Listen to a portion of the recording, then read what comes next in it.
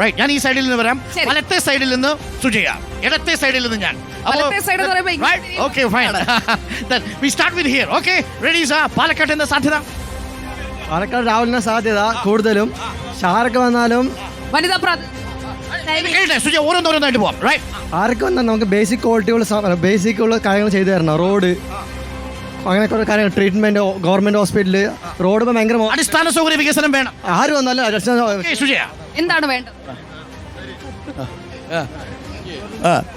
വോട്ടറല്ലേ ഇക്ക പറയുന്നൊന്നും കേൾക്കണ്ട, നമ്മുടെ വോട്ടാണ്. ഡോക്ടർ സരിൻ ജയിക്കും.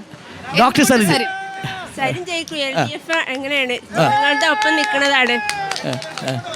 വികസന തുടർച്ചയ്ക്ക് രാഹുൽ മാങ്കൂട്ടത്തിൽ വിജയിച്ചിട്ടുണ്ടാവും. 15,000 വോട്ടിന്റെ വിജയിച്ചു.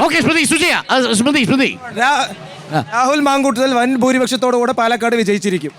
രാഹുൽ മാങ്കൂട്ടം 15,000-ന് മേലുള്ള ഭൂരിപക്ഷത്തിൽ ജയിക്കും. 15,000. ഓക്കെ, ഇവിടെ സാധ്യത 100%. സാറേ 13 കൊല്ലം ഷാഫി പറമ്പിൽ ഭരിച്ചു, 10 കൊല്ലം മുനിസിപ്പാലിറ്റി BJP ഭരിച്ചു.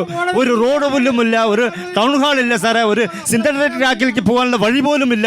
വൈകുന്നേരം 8 മണി കഴിഞ്ഞ് ഇരുട്ടാണ് പാലക്കാട് ടൗണിനുള്ളിൽ. അതിനൊരു വെളിച്ചം ഇറങ്ങി ഇടതുപക്ഷ സർക്കാർ തന്നെ വരണം. അപ്പൊ ഇതുവരെ വെളിച്ചം കൊടുക്കാൻ KCB കോൺഗ്രസിന്റെ കയ്യിലായിരുന്നു.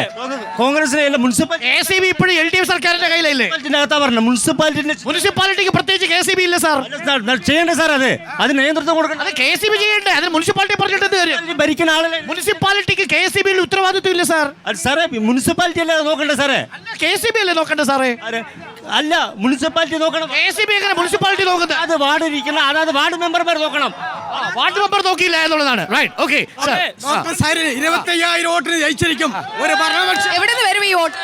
25,000. അല്ല, ഈ വോട്ട് എവിടെ നിന്ന് വരും? 23-ാം തീയതി 11 മണിക്ക് 25,000 വോട്ട് ജയിച്ചിരിക്കും. യുവാക്കളുടെ വോട്ട് ഈ യുവാക്കളുടെ വോട്ട് ആർക്ക് കണ്ടുകൊണ്ടിരിക്കുകയാണ്.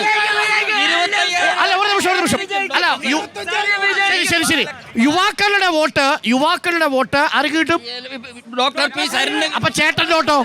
എല്ലാവരുടെ വോട്ട് യുവാക്കളുടെ വോട്ട് ചേട്ടന്റെ വോട്ടോ? ഒരു ചേട്ടൻ വന്നു, ഡോക്ടർ അരുൺ.